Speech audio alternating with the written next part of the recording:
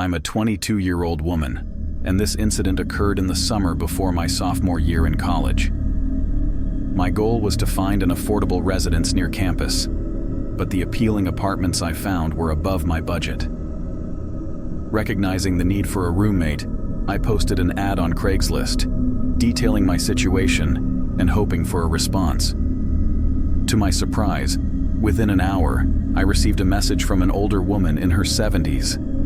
Although I had expected to share with another student from college, I decided that as long as the person was open to splitting the rent, it didn't matter much. With no other responses in the following week, I decided to seize the opportunity that presented itself. As the school semester commenced, Michelle and I moved into our new place. Michelle, a tall lady with white hair, introduced herself. While she seemed a bit reserved, she appeared nice enough, and I assumed we'd live together without much trouble, so I wasn't overly concerned. However, in the following weeks, Michelle became a rare presence.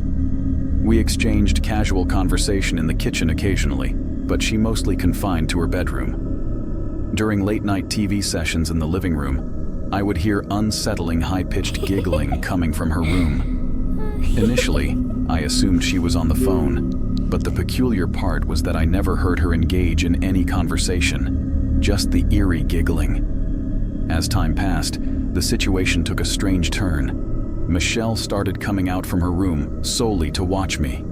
Whether standing in the kitchen or hallway, she silently observed me while watching TV or preparing dinner. This behavior became increasingly unsettling, and I grew more uncomfortable around her. One night, around 3 a.m., I was startled by a faint knocking on my bedroom door. It wasn't the usual type of knocking. It was slow and barely audible. Upon calling out Michelle's name, the knocking abruptly ceased.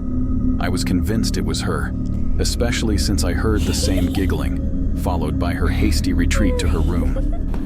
This incident left me deeply disturbed, considering I didn't have a lock on my door, leaving me vulnerable to unwelcome intrusions while I slept. The sleepless night further intensified my unease, and although I had intended to address the issue with her the next day, but she didn't come out of her room, in the evening, concerned for my safety, I placed my dresser in front of the door as an improvised barricade since there was no proper lock. While not foolproof, it seemed the best option given the circumstances. Unfortunately, this sense of security was short-lived. 3 hours later, I was abruptly awakened by the sound of my dresser being pushed against my bedroom door, someone attempting to open it. It turned out to be Michelle. I could see her eye peering through the slightly open door. Before I could react, she started screaming and pounding on my door. My dresser began to give way, prompting me to get out of bed and assist in closing the door. The screaming and pounding persisted for what felt like an eternity. When it finally ceased, I promptly called the police. As they arrived, I cautiously opened my bedroom door, only to be horrified by the sight of every single knife from our kitchen thrust into my door. Trembling with fear, I explained the situation to the officers and directed them to Michelle's room. She resisted being detained, but was eventually taken away by the police.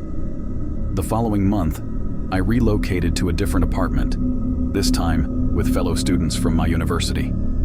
To this day, I struggle to comprehend what compelled Michelle to act in such a way.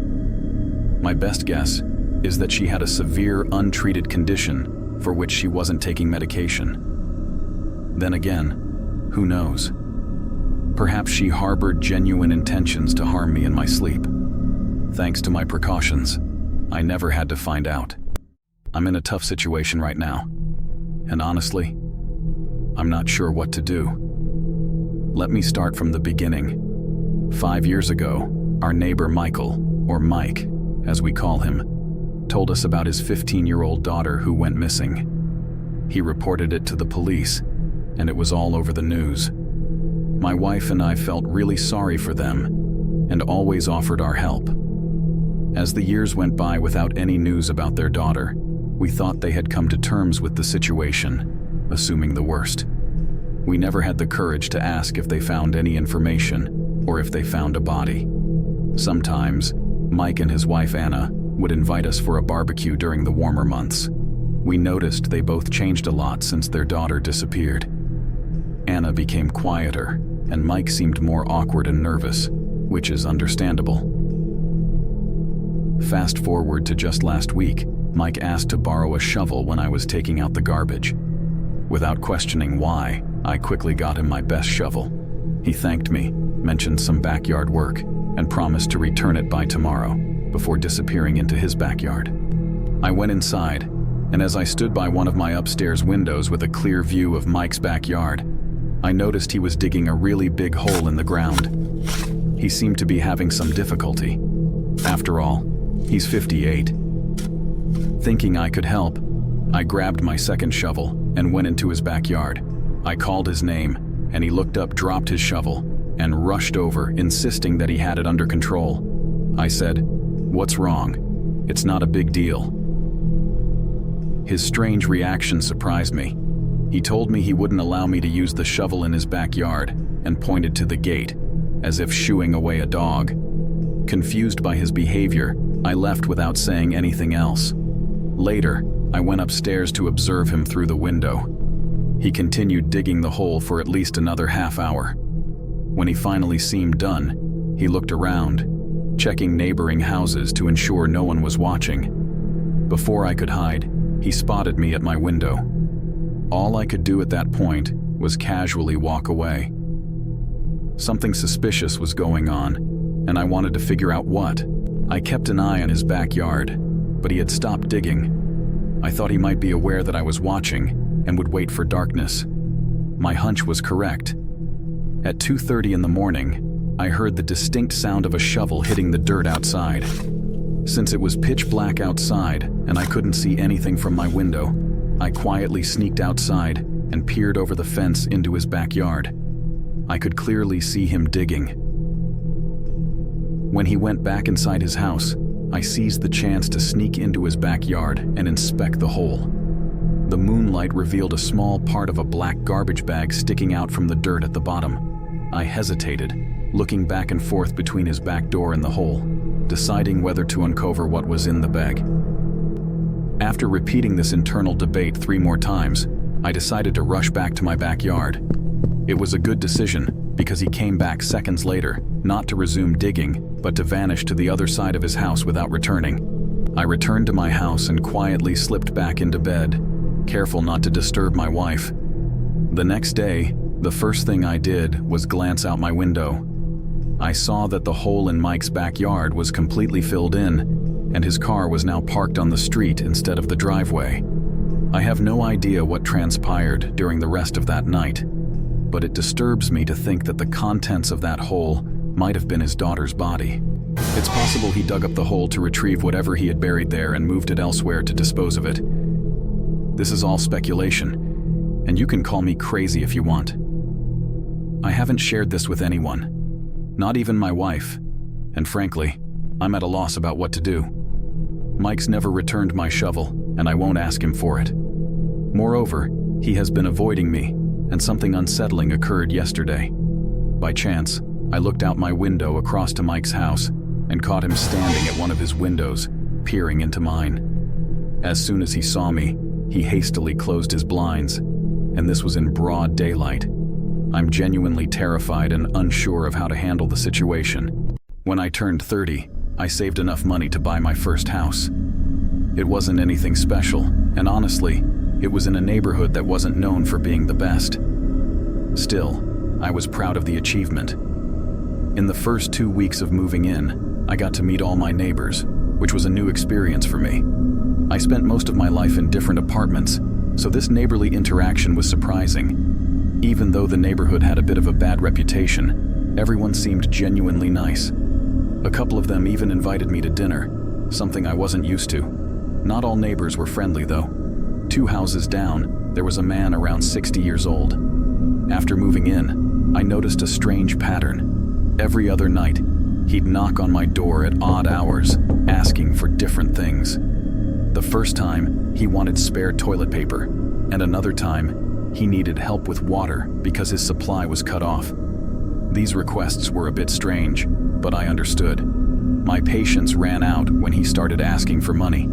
I didn't feel obligated to fulfill his constant needs, especially since I had just met him. This was when I began to notice how weird and creepy he was.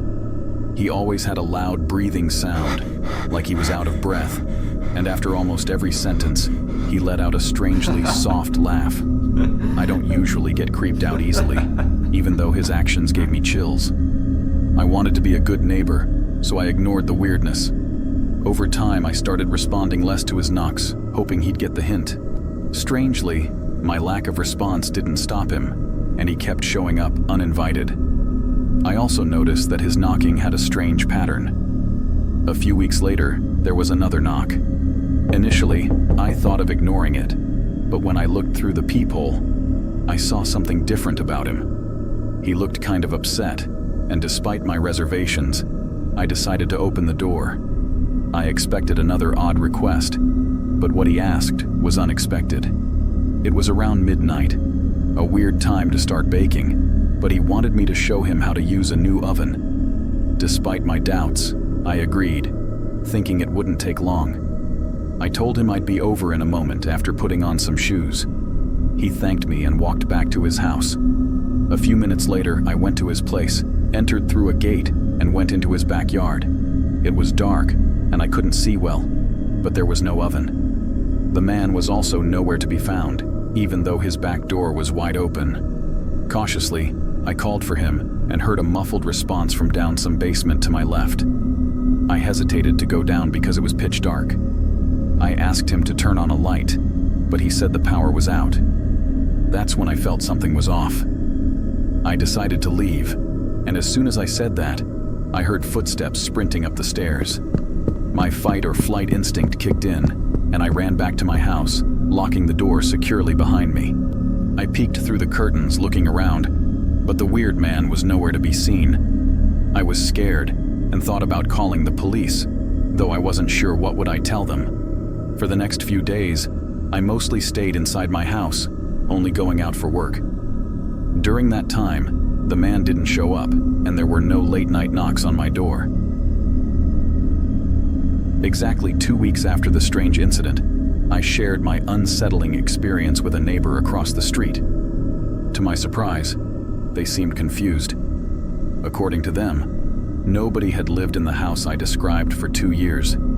It had been abandoned. Concerned by this revelation, my neighbor contacted the police, but their search found nothing. A few weeks later, I decided to move out, leaving behind unanswered questions about the mysterious man and his intentions.